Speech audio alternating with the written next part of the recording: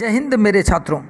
आज जैसा कि हम आप लोगों को बताए थे कि दूसरा जो क्लास होगा प्राचीन इतिहास का, उसमें हम लोग हिमयुग के बारे में जानेंगे और भी प्राचीन इतिहास के जो अलग अलग हिस्से हैं उस पर भी चर्चा कर देंगे।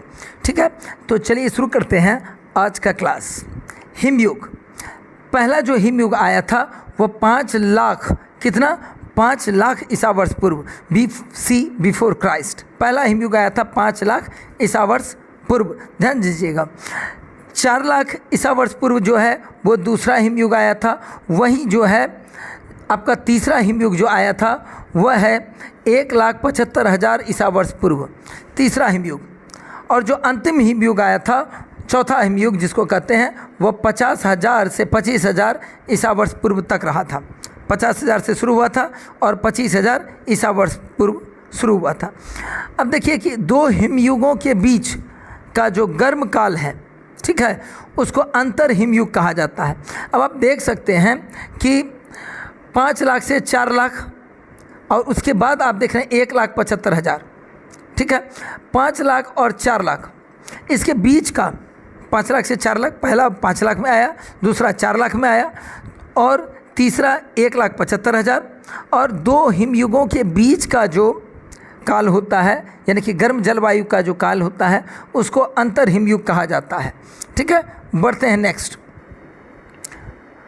प्रथम अंतर हिमयुग। अब अंतर हिमयुग पहले बता चुके हैं आपको कि जो अंतर हिमयुग है वो किसको कहा जाता है, तो दो हिमयुगों के बीच में आने वाले गर्म जलवायु के युग को अंतर हिमयुग कहा गया है। प्रथम अंतर हिमयुग आया 4,75,000 से 4 लाख वर्ष तक रहा। तो हम लोग देखे थे कि हिमयुग जो था वो 5 लाख ईसा वर्ष पूर्व आया और उसके बाद 4,75,000 से 4 लाख वर्ष तक, यानी कि 25,000 साल करीब रहा हिमयुग। उसके बाद 4,75,000 से लेकर के 4 लाख, चूँकि अब उल्टा चल रहे हैं ना, ईसा वर्ष पूर्व चल रहे हैं, तो 4,75,000 से 4 लाख ईसा वर्ष पूर्व तक जो है वो अंतर हिमयुग रहा। फिर दूसरा जो अंतर हिमयुग आया, तो दूसरा हिमयुग को सबसे पहले समझिए। तो दूसरा हिमयुग आपको बताए थे कि 4 लाख ईसा वर्ष पूर्व आया हुआ था। क्या 4 लाख ईसा वर्ष पूर्व आया हुआ था, ठीक है। तो 4 लाख ईसा वर्ष पूर्व आया था हिमयुग। तो अब देखिए फिर लगभग 25,000 साल रहा होगा, ठीक है, हिमयुग। उसके बाद आया होगा फिर अंतर हिमयुग। तो 4 लाख में आया 4,75,000 से 4 लाख ईसा वर्ष पूर्व, पहला अंतर हिमयुग। दूसरा आया 4 लाख में हिमयुग आया, उसके 3,75,000 से 1,75,000 वर्ष तक रहा था। 1,75,000 वर्ष तक रहा था, वो दूसरा अंतर हिमयुग था, ठीक है। फिर हम लोग को पता है कि 1,75,000 ईसा वर्ष पूर्व फिर तीसरा हिमयुग आया था। तो तीसरा हिमयुग के बाद फिर 25,000 साल लगभग रहा। तो 1,50,000 से कितना, 25,000 साल लगभग रहा हिमयुग। फिर 1,75,000 में आया, 25,000 माइनस कर दीजिए, तो 1,50,000 से लेकर के 50,000 ईसा वर्ष पूर्व तक क्या रहा, अंतर हिमयुग रहा, ठीक है। और फिर जो है चौथा हिमयुग आया, ठीक है। क्या आया, चौथा हिमयुग आया। चलिए अब आगे बढ़ते हैं। इंग्लैंड का एक वैज्ञानिक था जिसका नाम था चार्ल्स डार्विन। क्या नाम था, चार्ल्स डार्विन। अब डार्विनवाद क्या है, सबसे पहले इस बात को देखिए कि लिखे हैं डार्विनवाद। तो डार्विनवाद को समझने का प्रयास करेंगे। तो इंग्लैंड का एक वैज्ञानिक था जिसका नाम था चार्ल्स डार्विन, ठीक है, चार्ल्स डार्विन, जिनका जन्म 1809 में हुआ था और मृत्यु जो है वो 1882 में हुआ था। तो 1859 ईस्वी में, कब जी, तो 1859 ईस्वी में उन्होंने अपनी एक पुस्तक लिखी थी जिसका नाम था origin of species through natural selection. अब डार्विनवाद क्या, उसको समझने का प्रयास कर रहे हैं हम लोग। तो चार्ल्स डार्विन की एक पुस्तक थी जिसका नाम था origin of species through natural selection, या फिर कहिए इसी को द्वारा थ्योरी ऑफ एवोल्यूशन प्रतिपादित किया था। इसी पुस्तक में इन्होंने थ्योरी ऑफ एवोल्यूशन प्रतिपादित किया था। अब देखिए, प्रति नूतन युग के हिमयुगों के बारे में सर्वप्रथम जानकारी सिम्पर महोदय ने दी थी। किसने दी थी, तो सिम्पर महोदय ने दी थी। कब दी थी, तो 1936 में दी थी। तो पहले डार्विनवाद बताए। तो डार्विनवाद क्या है? तो चार्ल्स डार्विन ने अपनी एक पुस्तक लिखी थी जिसका नाम था origin of species through natural selection. उसमें उन्होंने थ्योरी ऑफ एवोल्यूशन दिया था कि कैसे एवोल्यूट हुआ में, यानी कि कैसे जीवों का उद्भव होते चला गया। ठीक है, अब आते हैं प्रति न्यूटन युग के बारे में। तो प्रति न्यूटन युग में हिम युगों के बारे में सबसे पहले जानकारी सिम्पर महोदय ने 1836 में दी थी। तो किसने दी थी? तो प्रति न्यूटन युग के हिमयुगों के बारे में जानकारी तो सिम्पर महोदय ने 1836 ईस्वी में दी थी। वहीं अगर बात करें 1854 ईस्वी में मॉर्लो महोदय, किन्होंने? तो मॉर्लो महोदय ने हिमयुग कालीन कुछ प्राणियों एवं पौधे के अस्तित्व का पता लगाया था कि हिमयुग के समय में जो कुछ विशेष कुछ पौधे थे जो पाए जाते थे, उस समय कुछ प्राणी जो पाए जाते थे, उनके बारे में किन्होंने बतलाया है? तो मॉर्लो महोदय ने कहा है। कब उन्होंने इस बात का उल्लेख किया था? तो 1854 ईस्वी में इन्होंने प्रतिपादित किया था। ठीक है, तो वहीं अगर पैंक महोदय का बात करें, बरुकनर, क्या बोले महोदय? पैंक महोदय और बरुकनर महोदय 1909 ईस्वी में इन्होंने प्रतिपादित किया था, बताया था कि हिमयुग के दौरान ग्लेशियर 4 बार आगे पीछे। तो हिमयुग के दौरान ग्लेशियर कितने बार आगे पीछे हुए? तो 4 बार आगे बढ़े और पीछे हटे। किसके दौरान? तो हिमयुग के दौरान। ठीक है, किन्होंने यह बताया? तो 1909 ईस्वी में पैंक महोदय एवं बरुकनर महोदय ने बताया। ठीक है, अब हम लोग एक एक करके हर एक एज के बारे में जानने का प्रयास करेंगे। जैसे सेनोजोइक एज जो 7वां काल था, सर्वनूतन काल 6 आपको पहले बता चुके थे पिछले क्लास में। तो सेनोजोइक एज जो 7वां काल, सर्वनूतन काल, जिसको होलोशीन क्या कहते हैं? होलोशीन एज भी कहा जाता है। यह 20,000 वर्ष पूर्व प्रारंभ हुआ। आज से 20,000 ईसा वर्ष पूर्व प्रारंभ हुआ। आज से 20,000 वर्ष पूर्व मान सकते हैं आप। ठीक है, मान नहीं सकते, 20,000 वर्ष पूर्व ही आरंभ हुआ था। वर्तमान मानव का युग माना जाता है। जो आज जो मानव है, जो आज जैसे हम लोग अगर कहें तो होमोसेपियंस, ऐसा माना जाता है कि होमोसेपियंस के पूर्वज, हम लोगों का पूर्वज होमोसेपियंस है। तो वर्तमान मानव का जो काल युग माना जाता है वह 20,000 वर्ष पूर्व से आरंभ हुआ, ऐसा माना जाता है। जो 7वां काल था, सर्वनूतन काल, ठीक है, होलोसीन एज, सेनोजोइक का 7वां काल। ठीक है, अब जानेंगे हम लोग कि मनुष्य का निकटतम पूर्वज कौन कौन था। कई लोगों का मानना है, कई लोग कहते भी हैं कि मनुष्य का पूर्वज बंदर था। हालांकि यह बात बिल्कुल भी सत्य नहीं है कि मनुष्य का पूर्वज भला बंदर रहा हो। ठीक है, चलिए, क्योंकि बंदर आज भी मौजूद है, चिंपांजी आज भी मौजूद हैं, तो उनके अलग पूर्वज थे। मानव जो है इसके पूर्वज अलग थे। तो हम लोग आज जानेंगे मानव के निकटतम पूर्वज कौन कौन थे। मानव का निकटतम पूर्वज का प्रमाण आज से लगभग 4 करोड़ वर्ष पूर्व अल्प नूतन काल में माना जाता है। कब का? तो अल्प नूतन काल में माना जाता है। क्या माना जाता है?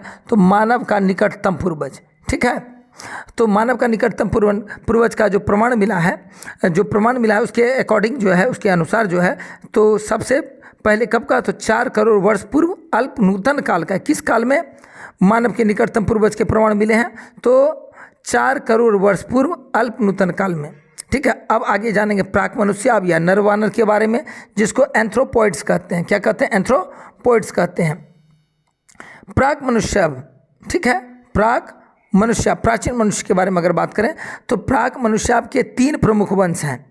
प्राक मनुष्य के 3 प्रमुख वंश हैं। पहला कौन सा है? हाइलोबेटिडी वंश। पहला क्या बोले? हाइलोबेटिडी वंश। इस वंश का, यहाँ देखिए ई लिखा गया है सिर्फ, इस वंश का प्रतिनिधि गिबॉन था। क्या कौन था? गिबॉन था। तो आपको प्रश्न रह सकता है, क्वेश्चन रह सकता है इस प्रकार से कि गिबॉन किस वंश का था? तो हाइलोबेटिडी वंश का था, हाइलोबेटिडी। ठीक है, अब आगे जानते हैं कि पॉगेंडी वंश, इस वंश का, पॉगेंडी वंश का कौन कौन था प्रतिनिधि? तो चिंपांजी, गोरिल्ला, चिंपांजी हो गया, गोरिल्ला हो गया, ओरंगुटान हो गया। याद कर लेते हैं एक बार, चलिए साथ साथ में बोल लेते हैं। चिंपांजी, गोरिल्ला तथा ओरंगुटान किस वंश के माने जाते हैं? तो पॉगेंडी वंश का। किस वंश का? पॉगेंडी वंश का माना जाता है। ठीक है, यहाँ भी इसके जगह ई लिखा गया है। ठीक है, आगे बढ़ते हैं। विद्वानों ने अल्प नूतन युग में प्राप्त पेरापिथिकस के स्थान पर मध्य न्यूतन युग में प्राप्त ड्रायोपिथिकस के जीवाश्म को मानव का निकटतम पूर्वज माना है। अब देखिए, इससे पहले हम लोग बात किए कि प्रमाण कब, तो 4 करोड़ वर्ष पूर्व का मिला है, ठीक है, अल्प नूतन काल में। लेकिन विद्वानों का मानना है, जो अधिकांश विद्वान हैं उनका मानना है कि जो पेरापिथिकस है वो मानव का निकटतम पूर्वज नहीं है, बल्कि अल्प नूतन काल में नहीं, मध्य नूतन काल में का जो ड्रायोपिथिकस है, कौन है, ड्रायोपिथिकस है, ठीक है, उसका बात करेंगे हम लोग। तो चलिए आगे बढ़ते हैं। ड्रायोपिथिकस के जीवाश्म को मानव का निकटतम पूर्वज माना है, किन्होंने, तो विद्वानों ने, ठीक है। अब ड्रायोपिथिकस के बारे में जानते हैं, तो अल्प नूतन काल से नहीं बल्कि मध्य नूतन काल का जो पेरापिथिकस के स्थान पे जो ड्रायोपिथिकस था, विद्वानों का मानना है कि वो जो है मानव का निकटतम पूर्वज है, ऐसा विद्वानों का मानना है। तो अब ड्रायोपिथिकस के बारे में जानेंगे। इसके 3 जीन्स माने जाते हैं। कितने जीन्स? ड्रायोपिथिकस के 3 जीन्स माने जाते हैं। ड्रायोपिथिकस कहिए या प्रोकॉन्सुल कहिए, कौन कौन सा? पहला बोले ड्रायोपिथिकस या प्रोकॉन्सुल, दूसरा बोले रामापिथिकस या शिवापिथिकस। शिवापिथिकस के बारे में भी बताएं कि शिवापिथिकस का जो अवशेष है, जीवाश्म है, वो भारत के शिवालिक पहाड़ियों से प्राप्त हुआ है। उसके बाद जाइगेंटोपिथिकस, किसका बात किया? जाइगेंटोपिथिकस। तो ड्रायोपिथिकस के कितने जीन्स हैं? तो 3 जीन्स हैं। ड्रायोपिथिकस, जिसको प्रोकॉन्सुल भी कहा जाता है, रामापिथिकस कह लीजिए या शिवापिथिकस, या और तीसरा है जाइगेंटोपिथिकस, ठीक है। चलिए आगे बढ़ते हैं। लेकिन अब देखिए, यहाँ नोट में आप लोगों के लिए लिख के रखे हैं कि बाद में जब इस पर रिसर्च हुआ पता चला कि जो रामापिथिकस था वो मानव का पहला पूर्वज ना होकर ओरांग उटान का पूर्वज था। बाद में क्या पता चला कि जो रामापिथिकस था वह मानव का पहला पूर्वज ना होकर के बल्कि वह ओरांग उटान का पूर्वज था। किसका पूर्वज था? ओरांग उटान का पूर्वज था, ठीक है। 1924 की घटना है जिसमें रेमंड डॉट ने दक्षिण अफ्रीका के टोंग क्षेत्र से ऑस्ट्रेलोपिथिकस अफ्रीकेनस के जीवाश्म की खोज की थी। तो आपको क्वेश्चन रह सकता है कि ऑस्ट्रेलोपिथिकस अफ्रीकेनस के जीवाश्म की खोज किन्होंने की थी? तो रेमंड डॉट महोदय ने। किसने? रेमंड डॉट महोदय ने। कहाँ से की थी? तो दक्षिण अफ्रीका के टोंग क्षेत्र से, ठीक है। कब की थी? तो 1924 में की थी, ठीक है। आप लोग स्क्रीनशॉट लेते चलेंगे, ठीक है। चलिए बढ़ते हैं। ऑस्ट्रेलोपिथिकस, ऑस्ट्रेलोपिथिकस जो है अति नूतन युग का प्रतिनिधि था। किसका? अति नूतन। देखिए, अल्प नूतन काल का बात किए, मध्य नूतन काल का बात किए, अब कर रहे हैं अति नूतन युग का प्रतिनिधि। कौन था? तो ऑस्ट्रेलोपिथिकस था, और वह द्विपादगामी था, यानी कि दोनों पैरों पर चलता था, 2 पैरों पर चलता था, इसलिए द्विपादगामी, ठीक है, 2 पैरों पर चलने वाला। तो ऑस्ट्रेलोपिथिकस अति नूतन युग का प्रतिनिधि था और यह द्विपादगामी था। 1891 ईस्वी में यूजीन डुबॉय ने, किन्होंने? तो यूजीन डुबॉय ने जावा में जीवाश्म खोजा। कहाँ? तो जावा में, ठीक है, जीवाश्म खोजा जिसे पिथिकैंथ्रोपस इरेक्ट्स नाम दिया गया। ये सीधे तन करके चलते थे, इसलिए इरेक्ट्स। जहाँ भी आप इरेक्ट्स देखिए समझ जाइए वो सीधे तन करके चलते थे। 1891 ईस्वी में यूजीन डुबॉय ने जावा में, इसे जावा मानव का भी संज्ञा दिया जाता है, पिथिकैंथ्रोपस इरेक्ट्स को, ठीक है, जावा मानव भी कहा जाता है। तो जावा में जीवाश्म खोजा जिसे पिथिकैंथ्रोपस इरेक्ट्स नाम दिया गया। 1868 ईस्वी में दक्षिण फ्रांस के क्रो मैग्नन, क्या बोले? 1868 ईस्वी में दक्षिण फ्रांस के क्रो मैग्नन नामक गुफा से लॉर्ते महोदय ने, क्या किसका नाम बताएं? लॉर्ते महोदय ने क्रो मैग्नन मानव के जीवाश्म का पता लगाया। किसने पता लगाया था क्रो मैग्नन मानव का? लुई लार्ते महोदय ने। लुई लार्ते महोदय ने कब किया था? तो 1868 ईस्वी में। कहाँ पर? तो दक्षिण फ्रांस के क्रो मैग्नन नामक गुफा से। कहाँ से? क्रो मैग्नन नामक, इसी गुफा के नाम पर इस जीवाश्म को क्रो मैग्नन मानव का उपाधि दिया गया, ठीक है, जिसे विद्वानों ने होमो सेपियन नाम दिया। आगे चल कर के विद्वान ने इसी क्रो मैग्नन मानव को क्या कहा? होमो सेपियन नाम दिया। क्या नाम दिया? होमो सेपियन, ठीक है। आगे बढ़ते हैं, चलिए कुछ महत्वपूर्ण बिंदुओं को हम लोग याद रखेंगे, ठीक है। जैसे कि अगर बात करें रामापिथिकस, रामापिथिकस को शिवापिथिकस कहा जाता है। कहाँ इसके जीवाश्म प्राप्त हुए हैं? तो शिवालिक पहाड़ी भारत हिमालय रेंजेज में, हिमालय रेंजेज, हिमालय की पहाड़ियों में, ठीक है।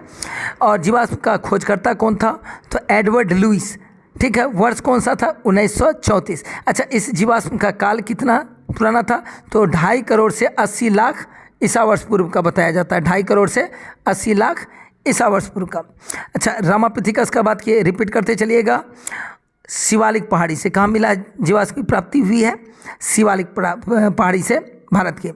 और एडवर्ड लुईस महोदय ने खोज करता थे इसके, एडवर्ड लुईस महोदय। और कब? तो 1934 में। इसका काल क्या है? तो 2.5 करोड़ से 80 लाख ईसा वर्ष पूर्व। आते हैं ड्रायोपिथिकस का। इसका खोज कहाँ? तो दक्षिण फ्रांस में हुआ है। कौन सा स्थान से प्राप्त हुआ है? दक्षिण फ्रांस से। किसने किया है? तो लॉर्ते महोदय ने। कब किया? 1856 ईस्वी में। सेम 2.5 करोड़ से 80 लाख ईसा वर्ष पूर्व इसका भी काल बताया जाता है। ऑस्ट्रेलोपिथिकस अफ्रीकैनस, ये हम लोग जानते हैं दक्षिण अफ्रीका के टोंग घाटी से, ठीक है। वेचवाना लैंड, टोंग घाटी को वेचवाना लैंड के नाम से भी जाना जाता है। और किन्होंने किया था? तो रेमंड डार्ट ने। किसने किया था? रेमंड डार्ट ने, नवंबर 1924 में। इसका जो काल है वो 20 से 30 लाख ईसा वर्ष पूर्व बताया जाता है। किसका? तो ऑस्ट्रेलोपिथिकस अफ्रीकैनस का। अब आते हैं जावा मानव, जिसको पिथिकैंथ्रोपस इरेक्टस भी नाम दिया गया है, ठीक है। अब कहाँ से ये प्राप्त हुआ है? तो जावा ट्रिनिल से, जावा ट्रिनिल से। किन्होंने किया था? इसका खोजकर्ता कौन थे इस जीवाश्म के? तो यूजीन डुबाई थे। क्या नाम था? यूजीन डुबाई। 1891 ईस्वी में इन्होंने खोज किया था। और इसका जो काल बताया जाता है वो 5 लाख ईसा वर्ष पूर्व बताया गया है। अब आते हैं पिकिंग मानव, ठीक है। ध्यान दिया, सिनेंथ्रोपस इरेक्टस, चियो काओ तियान पिकिंग चीन से प्राप्त हुआ है। तो ध्यान दिया, चियाओ काओ तियान पिकिंग, इसे पिकिंग मानव भी कहा जाता है। और कहा क्या जाता है? हम लोग देख ही रहे हैं पिकिंग मानव, जिसको सिनेंथ्रोपस इरेक्टस कहा जाता था, कहा जाता है अभी भी। तो एंडरसन, डेविडसन, ब्लेक, WC पेई। तो ध्यान दीजिएगा, एंडरसन, डेविडसन, ब्लेक और WC पेई ने इसके खोजकर्ता थे। 1927 ईस्वी में इन्होंने खोज की थी पिकिंग मानव की, पिकिंग मानव को हो ही सिनेंथ्रोपस इरेक्टस। और इसका भी काल था 5 लाख ईसा वर्ष पूर्व। अब आते हैं निएंडरथल मानव। संभवतः इन्होंने ही आग का आविष्कार किया था, खोज किया था। कहिए, निएंडरथल घाटी जीवाश्म कहाँ से प्राप्त हुआ है? डसेल्डर्फ, जर्मनी। जर्मनी के डसेल्डर्फ से, जिसको निएंडरथल कहा जाता था, निएंडरथल घाटी से प्राप्त हुआ है, इसलिए इसको निएंडरथल मानव भी कहा जाता है। जॉन कॉल्ड फुलरॉट भी याद रखिएगा, तो याद रह जाएगा आपको। कॉल्ड फुलरॉट या जॉन कॉल्ड फुलरॉट महोदय इस जीवाश्म के खोजकर्ता थे। और इन्होंने 1856 ईस्वी में इस जीवाश्म की खोज की थी। और इसका काल लगभग 1 लाख से 40,000 ईसा वर्ष पूर्व बताया जाता है। आगे बढ़ते हैं क्रो-मैग्नन। तो हम लोग जानते हैं दक्षिण फ्रांस के क्रो-मैग्नन गुफा, ठीक है, जिसको दोर्देन के नाम से अब जाना जाता है, क्रो-मैग्नन गुफा से प्राप्त हुआ है दक्षिण फ्रांस की। क्या नाम है? तो क्रो-मैग्नन। तो इसी गुफा के नाम पर इस मानव का नाम क्रो-मैग्नन मानव रखा गया है। जीवाश्म खोजकर्ता थे लुई लॉर्ते महोदय, लुई लॉर्ते महोदय ने। तो लॉर्ते महोदय ने ड्रायोपिथिकस के भी जीवाश्म दक्षिण फ्रांस से खोजे थे। और क्रो-मैग्नन मानव के भी दक्षिण फ्रांस से ही क्रो-मैग्नन गुफा से प्राप्त किए थे। और यह 1868 में किया था। और ड्रायोपिथिकस का उन्होंने 1856 में किया था। कब किया था? 1856 में। और जबकि क्रो-मैग्नन मानव का 1868 में किया था। ये लगभग 35,000 ईसा वर्ष पूर्व का काल बताया जाता है क्रो-मैग्नन मानव का। वहीं लार्ते महोदय ने ड्रायोपिथिकस, जो दक्षिण फ्रांस का था, ड्रायोपिथिकस दक्षिण फ्रांस से जो प्राप्त हुआ था, उसका 2.5 करोड़ से 80 लाख ईसा वर्ष पूर्व उसका काल बताया है। तो चलिए बढ़ते हैं आगे।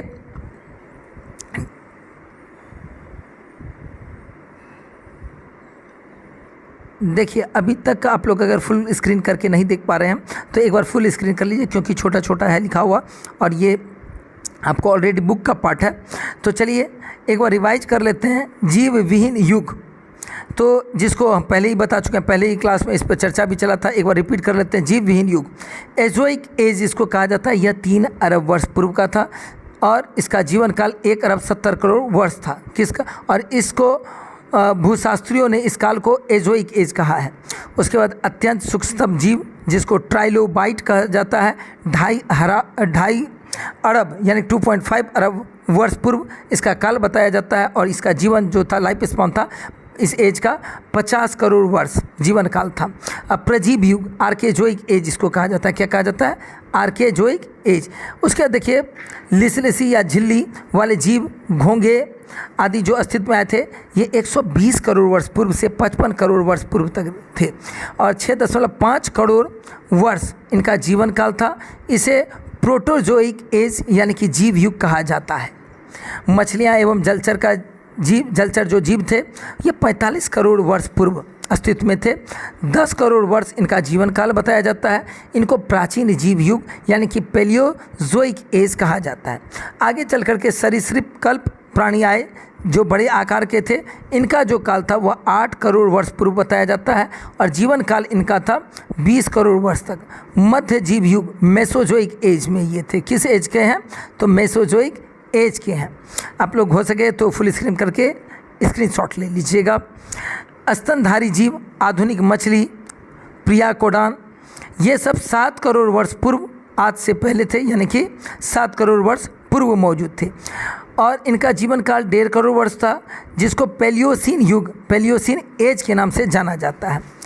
तीमी मछली टेटोनियस, याद रखिएगा, बहुत ही इंपॉर्टेंट है। तीमी मछली टेटोनियस 5.5 करोड़ वर्ष पूर्व और 2 करोड़ वर्ष इनका जीवन काल था। इयोसीन काल, इयोसीन एज का ये माना जाता है। उसके बाद पेरापिथिकस, प्रोप्लायोपिथिकस, प्रथम प्राक मनुष्य टॉर्सियर, ठीक है। इनका काल 3.5 करोड़ वर्ष पूर्व और 1 करोड़ वर्ष इनका जीवन काल है, जीवन काल था। ये अल्प नूतन काल से बिलोंग करते हैं। किससे थे? ओलिगोसीन एज कहते हैं, ओलिजो नहीं, ओलिगोसीन एज। अब आते हैं ड्रायोपिथिकस या रामापिथिकस या शिवापिथिकस कही। इनका जो काल था 2.5 करोड़ वर्ष पूर्व था और ये इनका जीवन काल था 1 करोड़ 30 लाख वर्ष और ये मियोसीन एज का यानी कि मध्य न्यूतन युग से बिलोंग करते थे। ऑस्ट्रेलोपिथिकस का बात करें तो 1.2 करोड़ वर्ष, 1 करोड़ वर्ष इनका जीवन काल था और 1.2 करोड़ वर्ष पूर्व के हैं ये मौजूद थे। आज से अति नूतन काल प्लायोसीन एज के अंतर्गत इनका अस्तित्व था। होमो इरेक्ट 20 लाख वर्ष पूर्व और ये लगभग इनका जीवन काल भी 20 लाख वर्ष रहा था। प्रति नूतन युग के अंतर्गत आता है इनका काल, जिसको प्लाइस्टोसीन एज। तो प्रति नूतन युग का प्रतिनिधि कौन था? तो होमो इरेक्ट्स था। आधुनिक मानव या नियंडरथल मानव कहिए, ये 40,000 वर्ष पूर्व से इनका अस्तित्व प्रारंभ हुआ था और लगभग इनका जीवन काल 10,000 वर्ष का था, ठीक है। ये सर्वनूतन युग होलोशीन एज, यहाँ आपको स्क्रीन में नज़र नहीं आ रहा होगा, होलोशीन एज सर्वनूतन युग के अंतर्गत आते हैं। नियंडरथल मानव को रखा जाता है सर्वनूतन युग के अंतर्गत, यानी सर्वनूतन युग का प्रतिनिधि था आधुनिक मानव या नियंडरथल मानव, ठीक है। आगे हम लोग जो है मानव विकास पर चर्चा करेंगे कि कैसे एवोल्यूशन हुआ, कैसे म्यूटेंट होते चले गए, ठीक है। ह्यूमन जो है, मानव जो है, तो मानव विकास के बारे में जानेंगे अगले क्लास में, ठीक है। और जो आपका इस चैप्टर का प्राचीन इतिहास का मतलब कहिए अंतिम क्लास रहेगा, ठीक है। चलिए चलिए मिलते हैं अगले क्लास में। धन्यवाद, तब तक जुड़े रहिए।